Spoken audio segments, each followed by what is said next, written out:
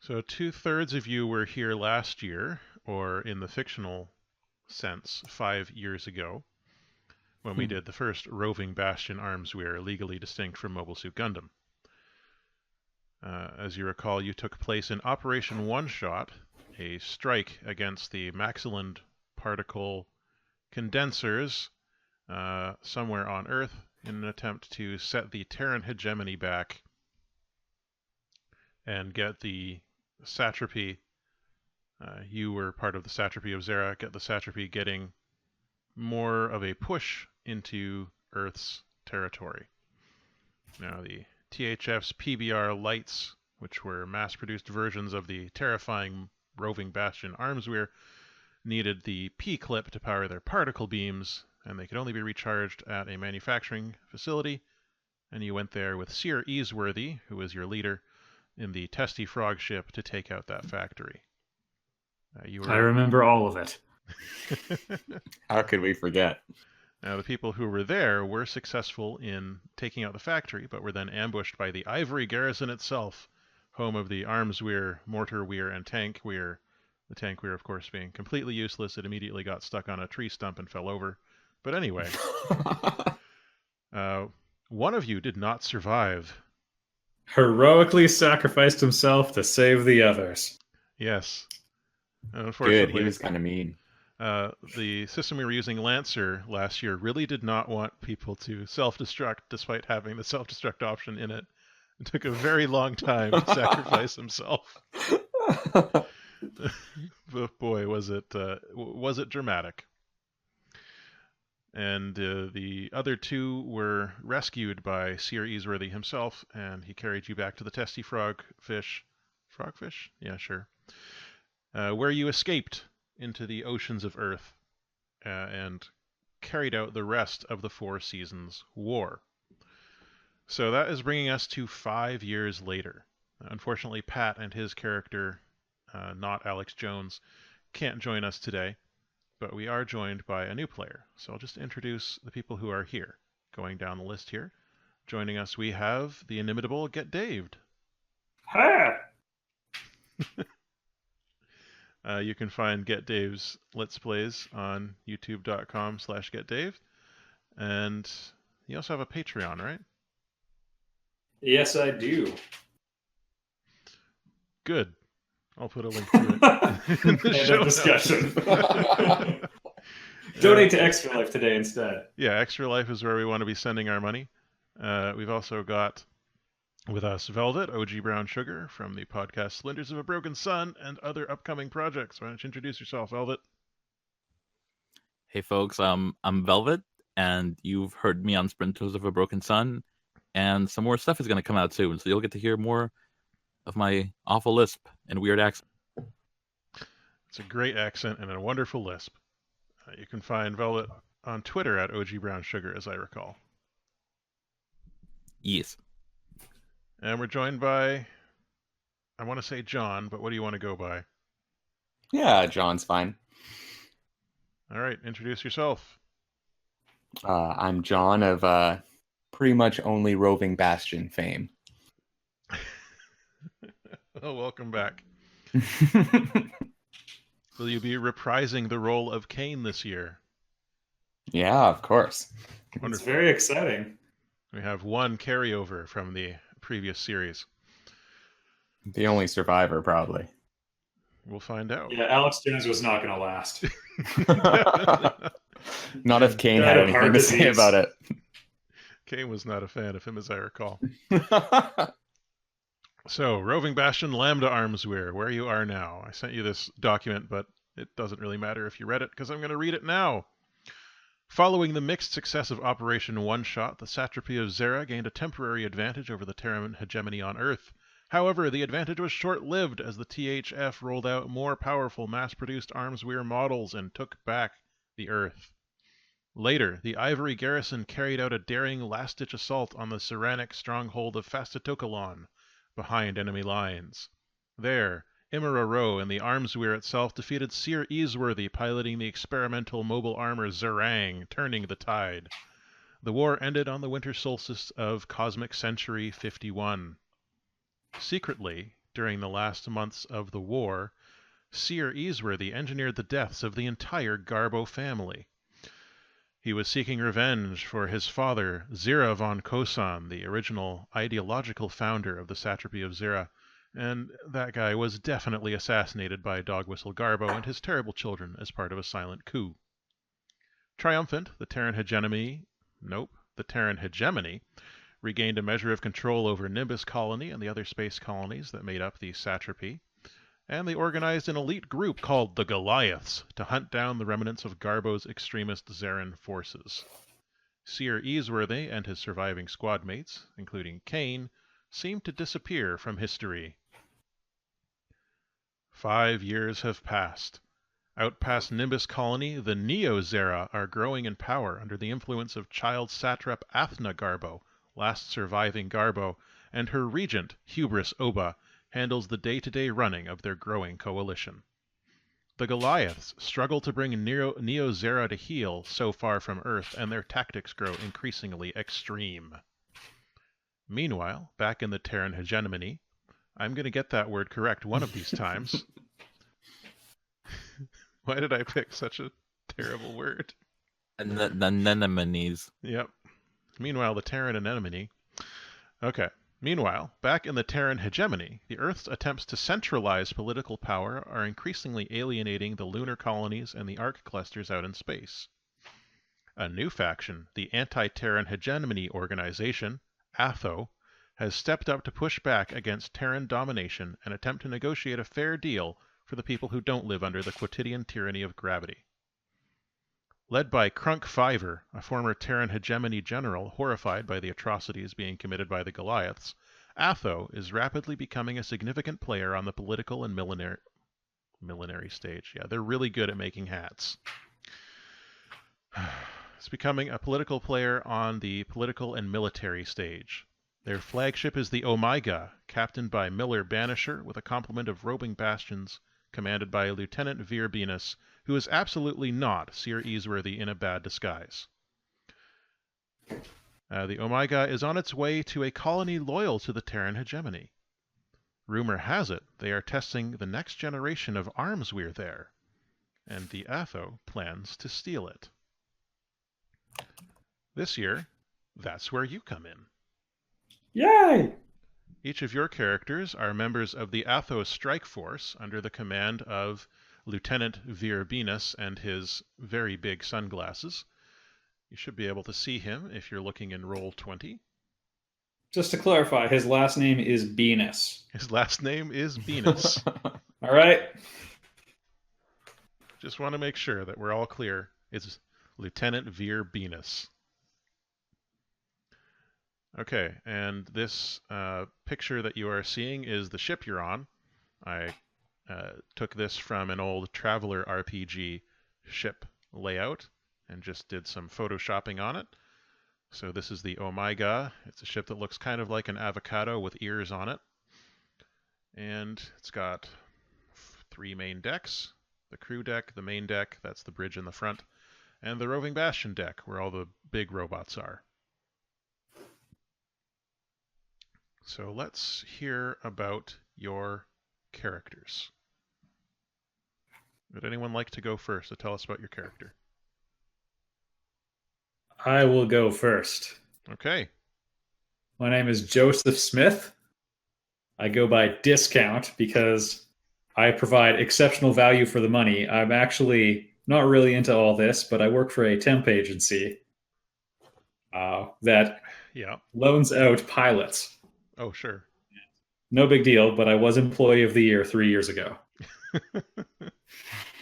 I have a new haircut to go with my new attitude towards life. I'm very excited to turn over a new leaf.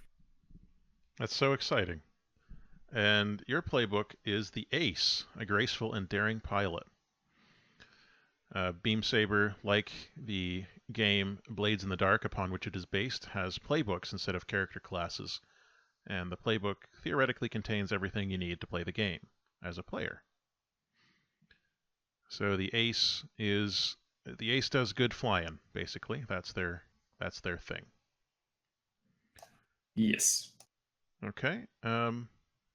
Velvet, why don't you tell us about your character? Because I do not see anything on this playbook.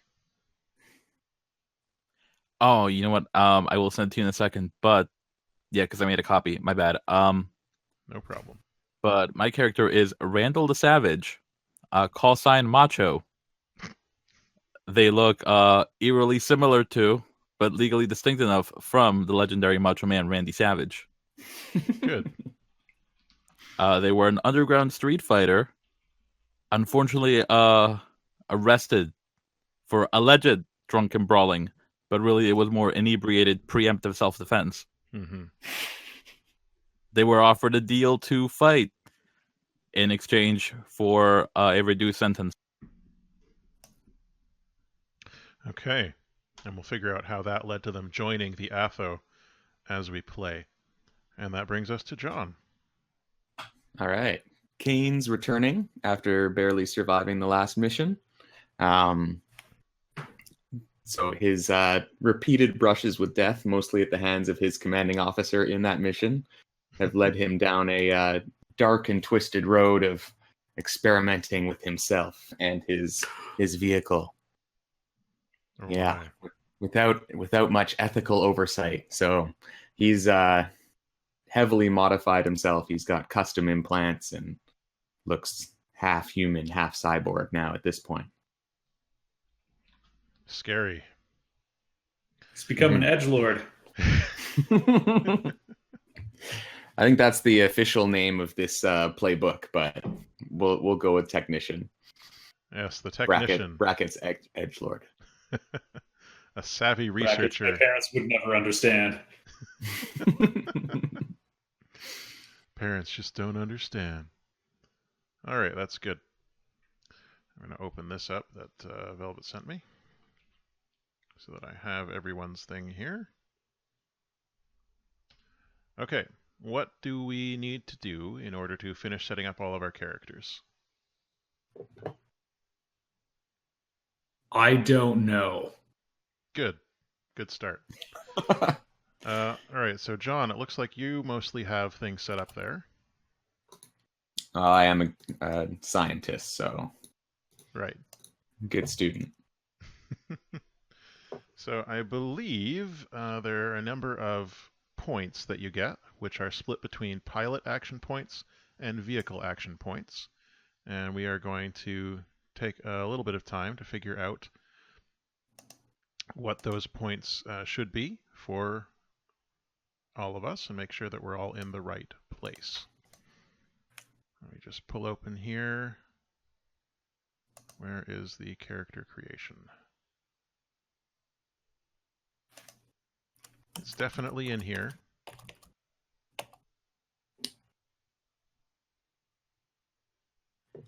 Pilot creation. Okay.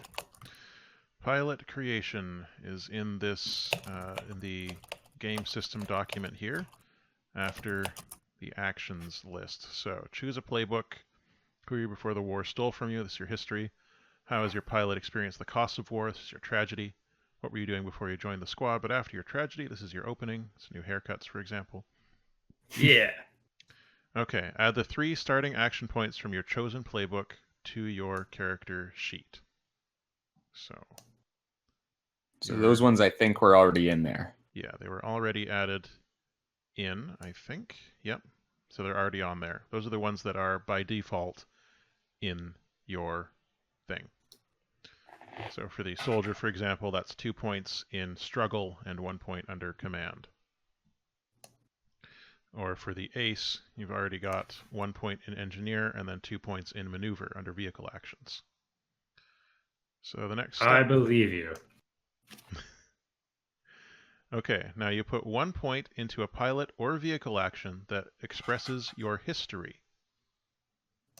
So discount your history as the temp pilot agency employee of the year. So you can put 1 point into any pilot or vehicle action that you feel would reflect that background. I think you can't go over 3 points to start with in any action. I think it's 2. Yeah. 2? Can't go over 2, that's right. Okay. Where on the character sheet are these?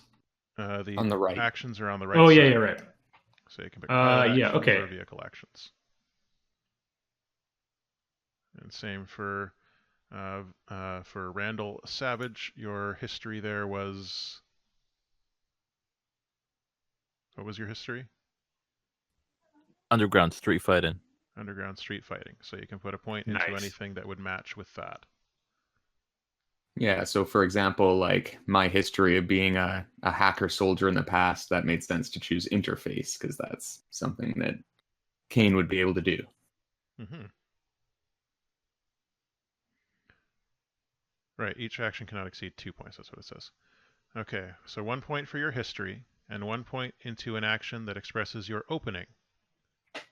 So, what brought you into this war? You pick an action that you feel could use a point from that.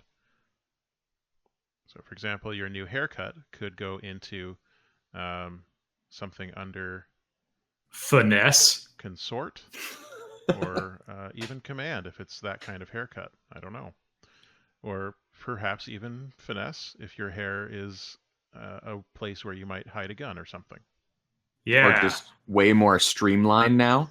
Yeah. My velocity Aerodynamic. is much higher. That might help you with your prowl then. You move with trimming grace down the and mullet precision. really helped.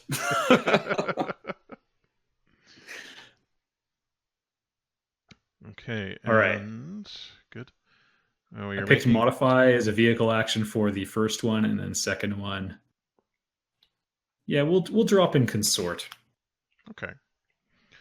Now you pick an ability. My previous work as a consort. There you go. You know, the temp agency sends you where you're needed.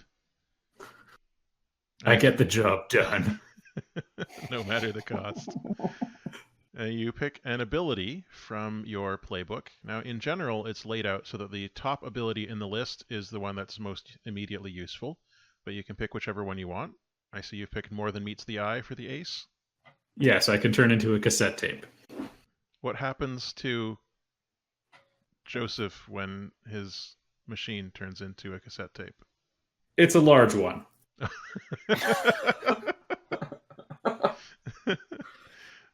Good, very useful. Yeah. I'm still working out the details. But I'm pretty sure it's good at spying on things. All right, and Velvet, you have appropriately picked Savage for Randall the Savage. Okay. There was no other choice. No, that's exactly right.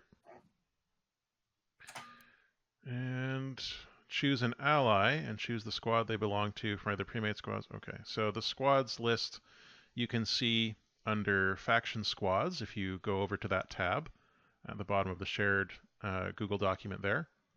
So we've got the squads of Neo Zera, the Terran Hegemony, and Palo Alto Electronics. And then there are a couple of independent squads at the back. There's the Atho Strike Team, which is you, the Anti-Terran Hegemony organization itself, and then some scavengers. I didn't make every single faction because this is a one-shot. So some of you might have allies who are in Neo Zera now because that grew out of the satrapy of Zera. So maybe you have some friends from a faction there or a squad there.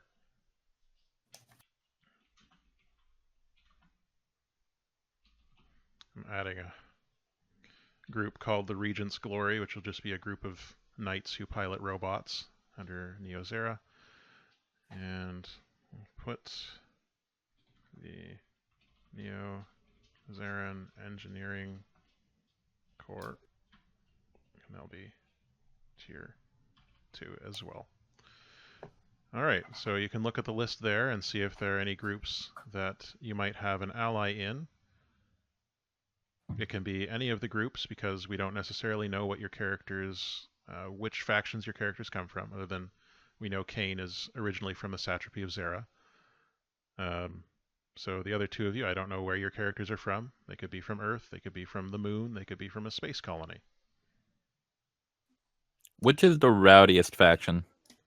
Other than you, the rowdiest faction...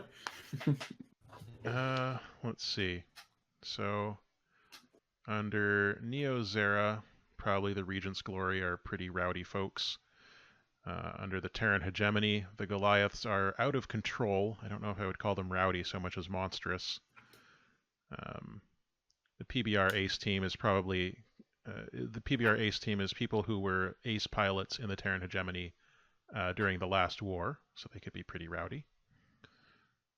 Over in Palo Alto Electronics, you have the test pilots. I assume they're rowdy. And for the independent squads, there's you. I don't think the scavengers are particularly rowdy, but they are scavengers. Could I have some pull with the Temp Agency Pilots Union? Yes, I will add them as a independent squad. Actually, would they be independent or are they part of the Terran hegemony, do you think? I think Terran hegemony. They fought hard to get that distinction. Okay. How much influence do they have in the hegemony, do you think? Well, the union they're affiliated with has easily some. Okay. This would be a smaller group. I'm going to put them as tier 2.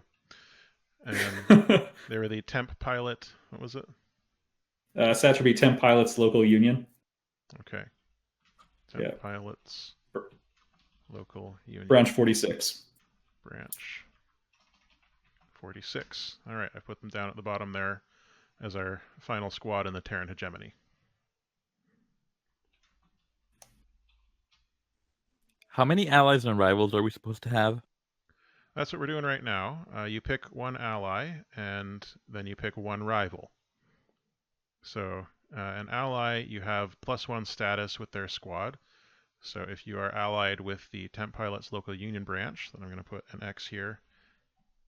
No, not a C, an X here under Relationship Level 1. And who is the ally of Kane? So Kane, so the Neo-Zera faction would be the closest to the people that he worked with before, right? Yeah, the people from the satrapy of Zera have split up between your current squad, Atho, and Neo-Zera, depending on their politics. So I think maybe he still has some people that he knows in the engineering corps of the Neo-Zera group. Okay. He's listening to the podcasts from Alex Jones. Or we got to look up what his real name was. I do not remember that character's name. Tweets him every week. All right. Make up a name for your contact in the Union branch, Dave, and for your contact in Engineering Corps, and you put that onto your sheet where it says allies. For people who are your allies, I believe it's in the white box, and rivals are in the blue box. I'm not sure though. Something to do with that. Yeah, I think you're right, because the white box will turn green after you put them in, and then the blue box will turn. Okay. And who is the ally of Randall the Savage? His ally is from Regent's Glory. His name is Mowdy Mod Piper. No relation to the Rowdy Rod Piper. Of course. And he is a fellow warrior. Okay. Sorry, I'm going to keep asking this. Where on the character sheet is this? I can't view the whole thing at once, so. Yeah, it's pretty big. You scroll down below Special Abilities, and then below Veteran, and then to where it says Allies. Okay. And there's room to mark them? Yeah, you can mark whether it's white or blue. White being ally, and blue being rival. Which brings us to the next step. Who is your rival? You can choose a squad. The rival can be from any squad in there. And you just make up a name for them. A rival can be within your own organization, but not your own squad. And then we have -1 status with that squad.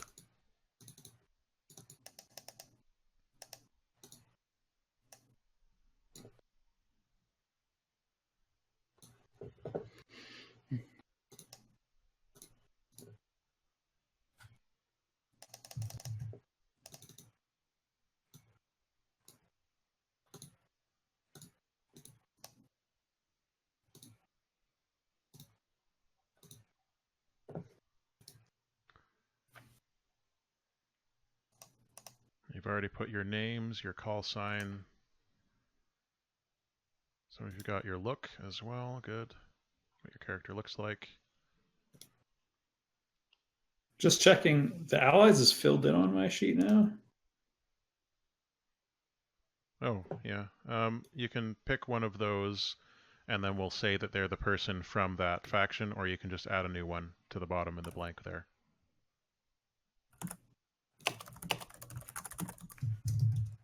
All right, calling from accounting. Perfect. It's my best bro at the U again. Yeah, very good. Or at the agency. And then you just put an X in the relevant. I put the X in the white one there for you. All right. Who's got a rival? Kane has a rival. There's a rival scientist in the Lambda project named Zippy. In the Lambda project. Okay. What were you saying about them? Sorry. They've contradicted some of Kane's scientific ideas before, and his hubris just won't allow for that. So how dare they?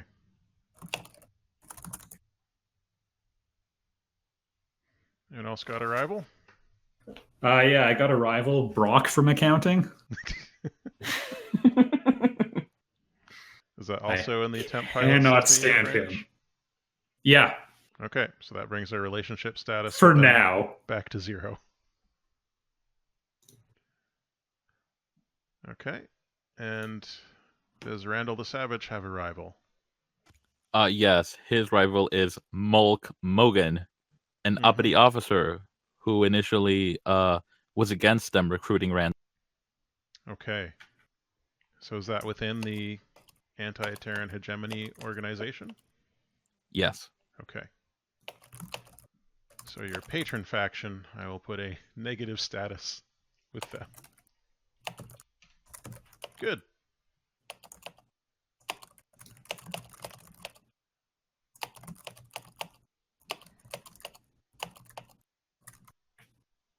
Okay.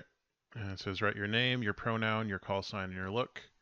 Are all of your characters he, him? Mine is. Okay. Mine is he, they. Okay. No, it's just he. Okay. Yeah. He's male and singular. All right, good. And Kane is Kane still going by he, despite being a machine now? Okay. Yeah, still he, him. Still feels that way. Good. Now, on the inside, he's still just a boy. Write the names of each of the other members of your squad on your connection sheet. Where's the connection sheet? That's a good question. Okay, that's on the left side below your vehicle. So each person other than the squad, you write down their name and then a belief you have about the pilot. Or you can choose an example belief from any of the playbooks. And we can base that on whatever we want, right? Yes. Randall the Savage, can you go up? Are you cool with Randy?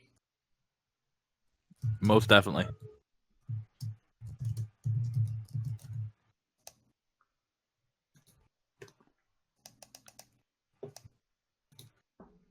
Oh, 2 L's, of course.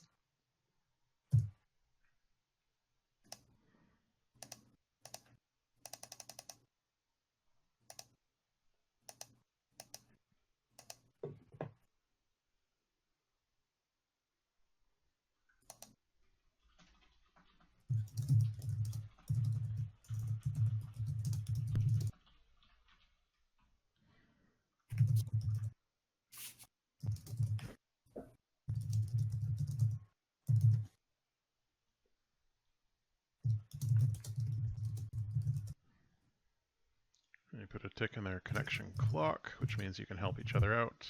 You've all got looks. So you don't have to fill out what gear you have. There's a list of gear for both items and vehicle load. You don't have to pick that before we go on the mission. It's just during the mission you once we declare load at the beginning of the mission, then during the mission you can take whatever thing you want from those lists whenever you need it, up to the amount of load you have. So if you declare that you're going in with medium load and you decide you need a fine assault rifle in the middle of a mission, then that means you have that with you, and you still have 3 more load to use. There's also flashbacks in this system to promote people moving fairly quickly through the legwork and planning phase. Flashbacks allow you to declare that you did something before the mission started that will help you at this point, and then you take some stress depending on how useful the flashback is, and then that thing is true. One of my favorite parts of this system is the flashback.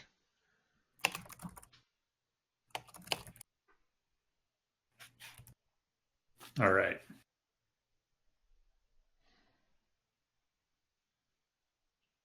So does anyone have their connections they'd like to share? Oh, we have to share this. Awkward. All right. Randy isn't as savage as he thinks he is. Whoa. That's funny. I said may act tough, but secretly has a heart of gold. These are fighting words. And then Kay and I have probably a robot trying to be human, not humans trying to become robot. Joseph is fancy haircut makes them overconfident in their abilities. Definitely true. For Kane, I just have nerd with 5 E's. And for Joseph, I don't like his haircut. Yeah, to clarify, the haircut is simply short, combed to the left. Oh. Yes. Dangerous. I dressed right for 20 long years. All right, and then that brings us down to building your robot, I believe. So I'm going to bop down there. Okay, choose the look of your vehicle, name its model and manufacturer. This is on the left side of your character sheet. Where you scroll down below trauma and harm, you get to vehicle name, vehicle manufacturer, and model and look. So what's your machine called? Who made it? What's the model? What does it look like? This is all just completely made up by you. You could have a fancy one made by Palo Alto Electronics, who does most of the roving Bastion construction in the area. Can we make up a company? Yes, you can. Kane, for example. Is Apple still a thing? Yes. Yes. I have the iMac 7. Wouldn't you have to be the legally distinct oranges company, though, or something like that? No, it's just Apple. It's fine. Okay. Yeah, we changed the spelling of it slightly. The E comes before the L. Appel. Appel. The Appel eMac. Oh no, eMachine was another company, wasn't it? Well, who cares? Okay. I'm pretty sure they don't exist anymore. Probably not. Kane built his own. Of course he did. This is the 57th try. What happened to eMachines? In 2004, it was acquired by Gateway Inc., which was in turn acquired by Acer in 2007. eMachines brand was discontinued in 2013. There you go. Gateway's not a thing anymore? I don't think so.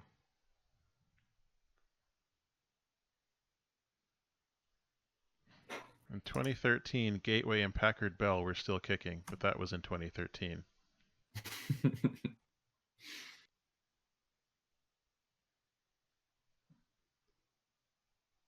Okay. Once you have decided what your roving Bastion is named, who made it, and what it looks like, and we just determine, there's a list of possible looks. A vehicle in Beam Saber can be anything from a mech to a dump truck to a fighter jet or a tank. It doesn't have to be a giant robot. So you could say that it's bipedal, quadrupedal, it flies, it hovers, it has wheels, treads, anti-gravity, rotors, or whatever. For arms, it could have none, humanoid arms, tentacles, industrial arms, hard points, wings, or ornate arms. It could have no hands, tentacle hands, weapon hands, bulky, light, practical, massive, core, no head, high-tech head. What's the cockpit like? You don't have to give all these details right now. It's just stuff to think about.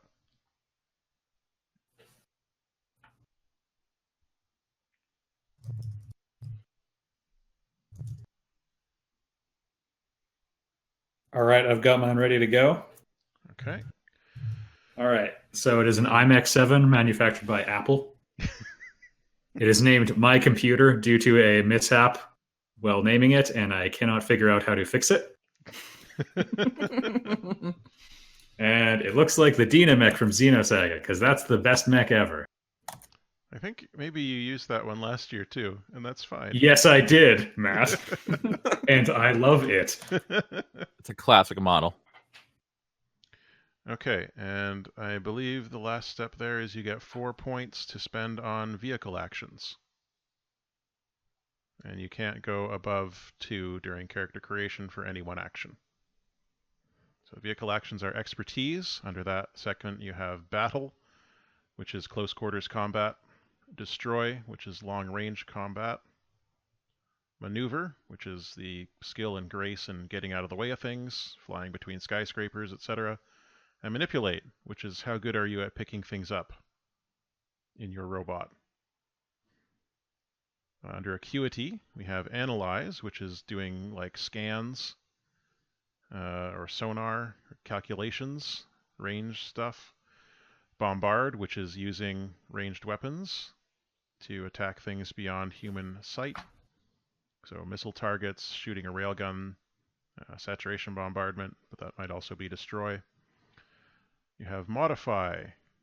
You can use your tool to build something. So you could make a big statue with a chainsaw. You might redirect a river with a plow and scoop. You could cut through enemy armor, but battle might be better.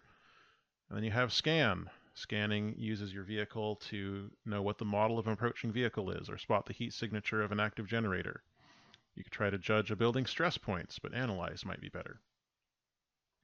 You'll notice that for all of these actions, there's always a section about but blank might be better, and that's because when you want to do a thing in this game, you as the player choose which action you want to use, and that informs how effective it will be based on my judgment. So if you want to use manipulate to, build a statue, then it will probably be a little bit less effective because modify is specifically designed for that kind of thing. Okay. And we get 4 points and no higher than 3 in any area? No higher than 2, I want to say. Okay. I think it's the same as pilot actions. No higher than 2 in any one to start with. And once all that is done, we finally look at our squad playbook, which is the recon. You're the Athos strike team. What is your reputation under Lieutenant Veer Venus? Exceptional value for price point. Okay.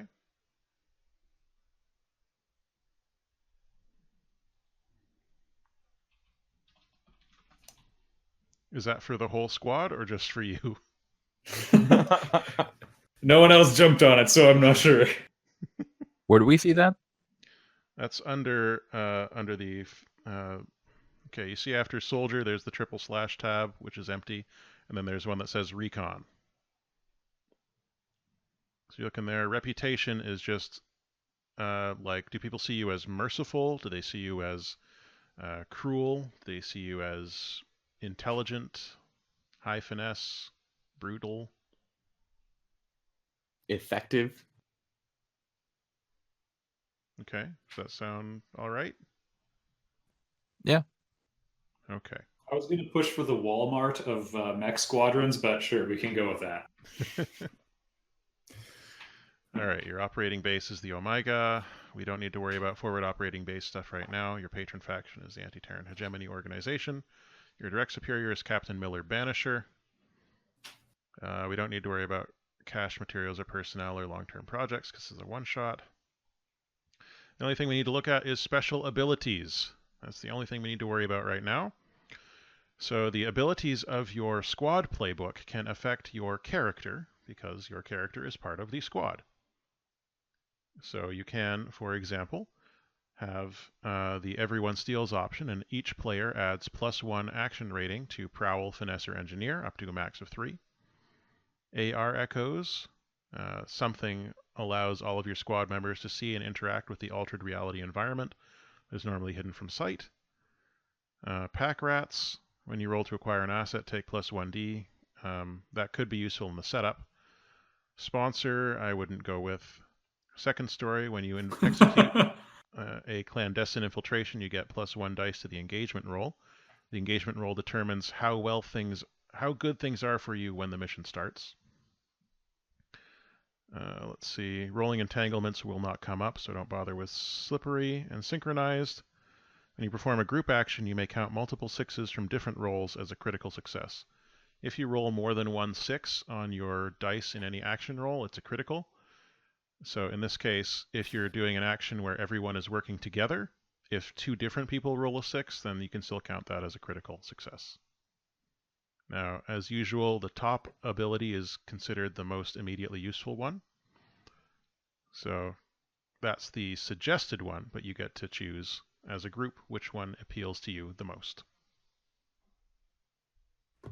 I think the top one's probably pretty straightforward. If we go for that. Yeah, I was going to pick 1 or 2. The AR Echo sounds like it might help in like less tangible ways. Mm-hmm.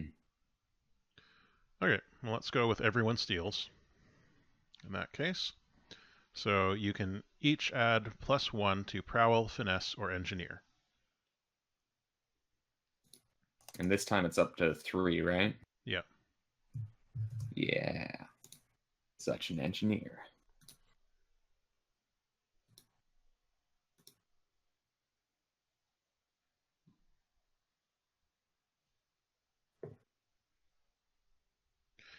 While this is going on, I'd like to thank Noel for the $100 donation.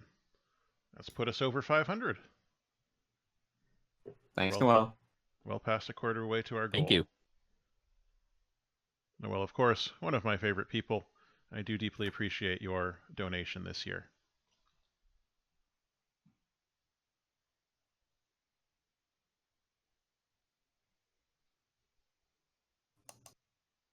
Do we choose squad upgrades as well?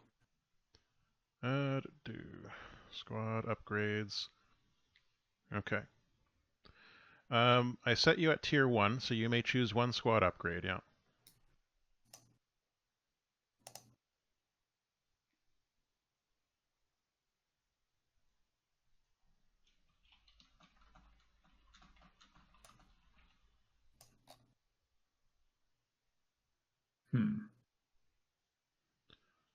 So you can pick any of the 1 stop or 1.1s.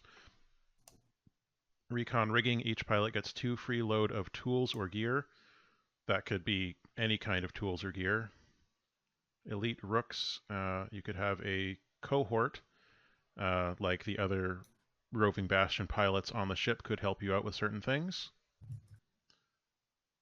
Elite skulks, the same thing. So rooks and skulks are different types of actions for a cohort, and recon rigging is probably the best option here for this type of one-shot game. Let's do that one then. Okay. All right. I think we've gotten through all of the preparatory stuff. Woo! Do we need to know, did you guys announce your mechs or vehicles? Okay, we didn't do that part. Because I did mine. I have the iMech 7. Yes, you told me about my computer. Even though the 10 is out, I get it. What is Kane's vehicle? Kane's vehicle is like obnoxiously named Vehicle X because he likes to be mysterious. And it basically looks like just a heap of crap, like just scrap metal piled on top of some treads that like kind of just slowly maneuver it over the ground. But it's got some secret upside. Okay. I see it also has tentacles. Well, that doesn't at first glance, but I think those are what pop out of the fuselage to actually do things and work with the world. Naturally. Do the tentacles have tentacles? Of course. Perfect. The chat will be happy. Randall, tell us about your vehicle. Randall's vehicle is the LROYJNKNS, the Leroy Jenkins, built by Hulk and Hogan Incorporated, and looks eerily similar to, but legally distinct enough from the Mermaid Gundam. Oh, good. Hulk and Hogan. All right. I'll pull up a picture of the Mermaid Gundam for the people watching at home. I was just Google image searching. It looked great. It's paste very it good. in. I will. Here we go.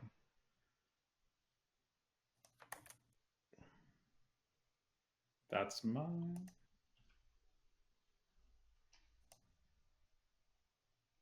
There you go. Yeah, and there's Dave's there. Which I flipped the coin between Windmill and Mermaid Gundam. I think you made the right choice in this case. Where did you paste it? Into the Armsweir channel. Oh, right, okay. Beautiful. Okay, now, the million-dollar question. When all of you look into Roll20, do you see a row of buttons that say Action Roll, Fortune Roll, Resist Roll, and Generic Roll along the bottom of your screen? I do not. No. Excellent. It's real great. Could you go up to the second last icon above your chat window that says Collection? It's 3 lines with 3 dots to the left of them. Okay. Do you see an option that says Macros? Yep. Is there an option that says Show Macro Quick Bar? Boop. Yes. Okay. Did the buttons show up? I have a bar with nothing in it right now. Yep. Fair, Just a yeah. light gray bar. Great. I'm glad. Okay. Because I put them in on my end, but maybe we all have to put them in. Okay. That was linked in one of the documents, right? Yeah. It's. I'll just quickly copy the link into the channel there. It will save you a good amount of time if you copy those in. You click Add Macro, and then you copy each one of those in, and then put them in your bar. That will save you a good amount of time and headache rolling stuff. For example, you can see in the chat right now, if I asked you for an action roll, I can click on action, and then a whole list of every action comes up that I can click from. And then I can pick my position and my effect, and then roll it and pick the number of dice. All that's taken care of. Should we say show as token action? I don't know if it makes a difference, but sure, why not?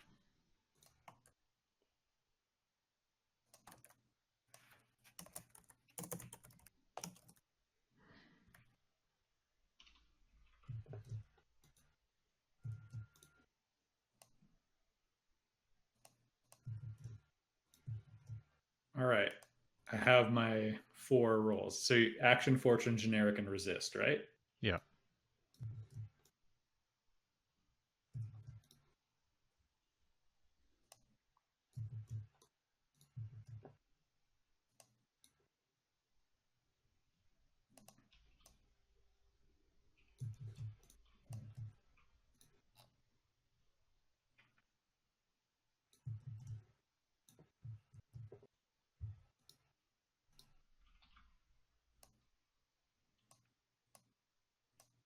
All right, I have macroed.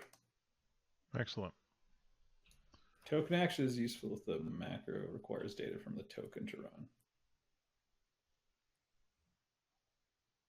Just trying to see which of my tokens looks the most like Macho Man Randy Savage. I resent that you already don't have one dedicated to him. I know. It's a moral failing on my part.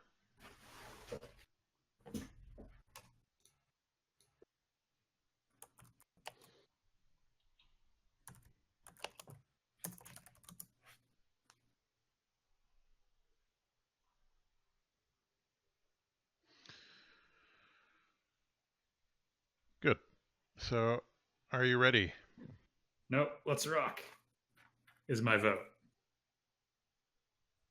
I'm good. Yep, I'm ready. Okay.